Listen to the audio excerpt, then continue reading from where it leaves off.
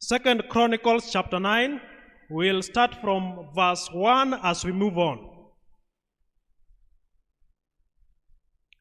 Second Chronicles chapter 9 verse 1. And when the queen of Sheba heard of the fame of Solomon, she came to prove Solomon with hard questions at Jerusalem. At this time, Solomon is living in Jerusalem. And so we are told this queen of the south that Luke was talking about came to Jerusalem to test Solomon with hard questions. This queen had something about Solomon. The Bible says that she heard of Solomon's fame. She heard that there's some famous man in Jerusalem called Solomon. But there's something that this verse is silent about, which I want us to get from the book of 1 Kings chapter 10 verse 1, because the story is repeated there again. The book of 1 Kings chapter 10 verse 1, there's a word I'm looking for. And when the queen of Sheba heard of the fame of Solomon concerning the name of the Lord. Now this verse is defining, you can now go back to 2 Chronicles. It is defining the kind of fame, the kind of wisdom that Solomon had. You know, Solomon was a man of wisdom. And if you can remember the story very keenly, Solomon asked God to give him wisdom. But on top of that, he was also given wealth and everything else that human beings will need in their daily survival. So this queen of the south heard of this fame. He heard that there is somebody in the land of Jerusalem who is famous of his relationship with God, matters concerning God. This queen came with two things. We are told, number one, she came with hard questions, very hard questions. And another thing, the Bible continues to say, with a very great company, camels, gold in abundance. He had hard questions, that is the first thing. And another one, all this that the verse now describes are the rewards. It means there's an exam for Solomon. Solomon has an exam on this day because the queen is coming with hard questions. She heard about something. Maybe she found people telling some stories in the market that there is some man in Jerusalem. So she is coming to confirm. I think this queen is one of the people who believe that we can subject everything to doubt. She believes that truth is relative. We cannot just believe. She's going to test Solomon. Now, I want us to look at the areas that were examined in this exam. Which areas? Was it biology? Was it physics? I want us to see. Let us go to verse 3. Verse 3. And when the queen of Sheba had seen the wisdom of Solomon and the house that he had built, one area there, the house that he had built. Let us continue. Verse 4.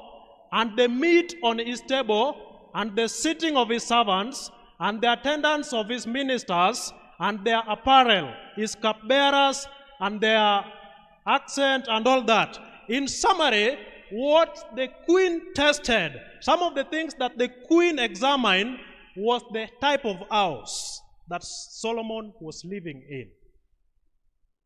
She had that Solomon had a good relationship with the Lord. She had that Solomon was wealthy, both in the brain and in the hands. So she came, and the question paper was having things to do with the house, was having things to do with Solomon's diet, was having things to do with the dressing. And we are told about the workers there. It means another area that was examined was how Solomon treated the workers, was how Solomon treated his friends, how he handled people, the courtesy. Those are the areas that were examined in that exams. What were the results? We must look at the results. After doing a paper, you look for the results. The way we always wait for them in our portals. And that day, inakuanga siku ya huzuni. I don't know kama nimeharibu Kiswahili. Of late, I've been trying to learn some few Kiswahili because I was told we are going for missions and I must preach in Swahili. So of late, I'm struggling to learn a few. I think the next time I come to Kusda, I'll try Kiswahili before we go for the missions. Okay, we want to look at the results. The results in verse 5. The results is out already. Because the queen came with questions, let us see if Solomon was able to answer. Verse 5, what does it say? And she said to the king, a true report which I heard in my own land of thine acts and of thy wisdom. I don't like King James Version. I don't like it. But let us just use it. But I've seen the word report there. So it was a good report.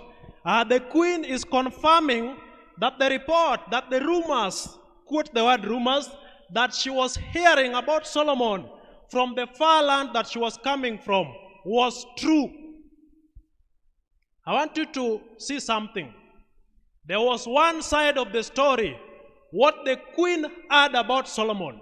But because the queen could not trust just words from people, she decided to go there and confirm by herself.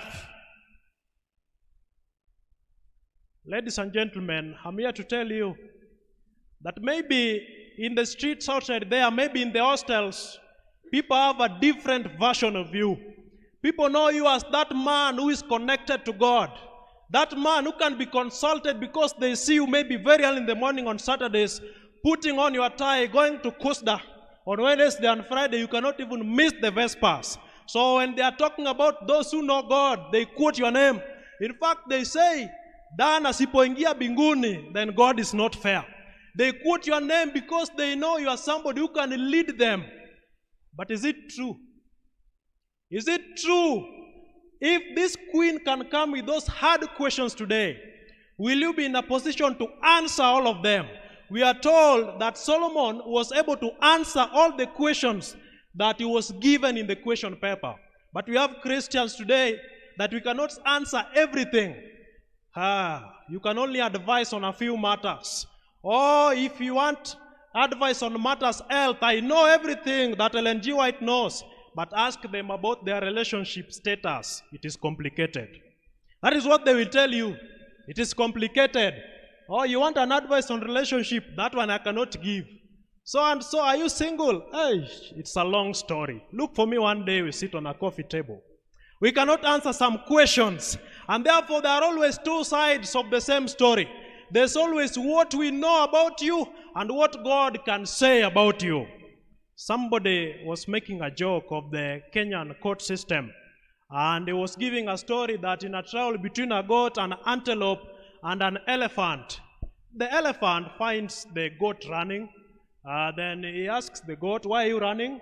That I'm running because they are arresting all antelopes. But you're not an antelope. Then the goat tells him that in the Kenyan court, it will take 100 years to prove that I'm not an antelope. That is where we are as a church. So can it be possible that the perceptions of the streets of us can be approved by heavens, or it is the opposite of the reality? I want us to go very fast to the book of 1 Chronicles, chapter 10. 1 Chronicles, chapter 10. There's another story there. There's another story there. The Philistines fought against Israel. Because of time, I just want to tell you that I want us to review the death of Solomon and ask ourselves the question, who killed King Solomon? Verse 3, we are told that it was a fight and it got sore and Solomon was wounded, and therefore he told the servant that what you do, you just kill me, because this uncircumcised young man will kill me and that will be a big shame. So Solomon had some fear. He didn't want to be killed by just mere men who have not been circumcised, very young men. It will be a bad story. Now in verse 4, we are told how now Saul died. What does it say? But his armor-bearer would not do it because he was terrified. Then Saul took his sword and fell upon it. Saul took his sword and fell upon it. In a nutshell, Saul killed himself by his own sword. So we have an answer to the question. This is the first answer. Who killed Saul? Saul killed himself. And the reason is very clear, he had fear. So Saul killed himself because he had fear. But I've seen, even in our country, that when these big people with big names, these rich people die, they must be taken for something called post-mortem. I don't know who does that. I think it is a pathologist. So this pathologist must confirm the cause of their death. Even if they die by a road accident, it has to be confirmed again. Because they have a great name, they cannot just die that way. There must be a secret cause somewhere. So we must take Saul for a post-mortem. Because he's a great man. How can he just die that way? Had he killed himself? No. We must confirm, just like they confirm. I'm sure even Kibaki, they took him for some post-mortem. Even when they knew he was too old, he was just good to rest. But they will still confirm. So I want us to look for a pathologist to tell us what is the real cause of Saul's death. Because remember the topic, two sides of the same story. The story is the death of Solomon. Now, let us go to verse 13 and 14 and see. 13 and 14, let us see. The pathologist is giving us an answer, and our pathologist in this case is God. We want to go to God and hear, what do you have to say about Saul's death? Because, of course, mtu akikufa, watu wanaanza kuongea. Mtu anatoka kwa matanga, umesikia nini imemuua? Mtoto wa nani alikuwa mgonjwa, sijui tunasikia typhoid, nini. Okay, so let us assume we have spread the rumor in the whole of KU that Saul has died, he has killed himself, and the reason is it was because of fear. Now, Saul died for his unfaithfulness to the Lord because he did not keep the Lord's word. He even consulted a medium for guidance, but he did not inquire of the Lord. So the Lord put him to death and turned the kingdom over to David. Do you realize something? That there's a different version of this story. The story is the death of Saul. And we had an answer in verse 3 and 4, telling us that Saul killed himself. Now the pathologist, God himself, is giving us an answer that he is the one who killed Saul. So the Lord put him to death. In fact, good news will put it better. That so the Lord killed him. It is the Lord who killed Solomon. And the reasons are given there. It was not because of Solomon's fear. It was because Saul was unfaithful. Saul was disobedient. He even consulted a medium, some spirits of the dead. He did not keep the commandments of the Lord. Now this is what God calls death. That he himself is the one who killed Saul. And it was because Saul committed sins. In fact, if you can summarize them, there were sins of omission and there were sins of commissions. There are things that he was punished for doing, and there are things that he was punished for not doing, like failing to keep the commandments. So, brethren, there are two sides of the same story. There's a same story about Saul's death, but there are two answers. One is telling us that he killed himself. Another one is telling us that Saul was killed by God. Two sides of the same story. The story is the same. And so I have come here to tell you, brethren, that as long as we live in this world, before the second coming of Jesus Christ, there will always be two sides of the same story. There will always be what we know and what we don't know. There will always be what we hear people say, and also the other side will be the reality. Now, you may meet somebody, you find them maybe sickling for a long time. But ask them about their sickness. In fact, they will tell you, ugonjwa yangu, watu wa kijiji hawanitaki mema. You know, they saw me coming for this degree in KU. So they are really looking for me. They are really haunting me. They don't want me to be an engineer. They don't want me to be a doctor. They don't want me to be the nurse. They don't want me to be that good teacher that I dreamt of. That is why I'm always sick. It's okay, you can tell us all that. But what does God have to say about your sickness? Maybe when we can go to God and ask God, what do you have to say about John's sickness? Maybe God will tell us a different story. Maybe God will tell us, John, you are sick. That John you are talking about, that John that is telling you that the villagers are after him, is just sick because of his sins. Some of us even fail in exams. But what do we have to tell people about our failure? Maybe you can blame the villagers once again. We've always blamed villagers. Everybody blames them. You can blame people. You can say you are sick.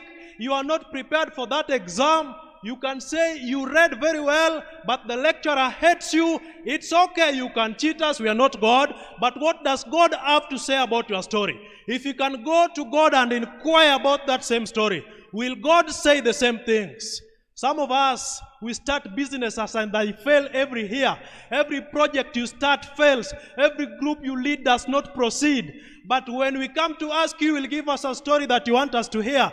But what can God say about the same story? How can God explain your failure in the field of businesses? Some of us even miss classes. You don't come to class. When you are asked, you say, oh, I'm sick.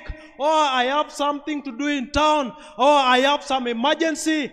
What will God say about you missing the class? If you can go to God and ask him, can he say the same things?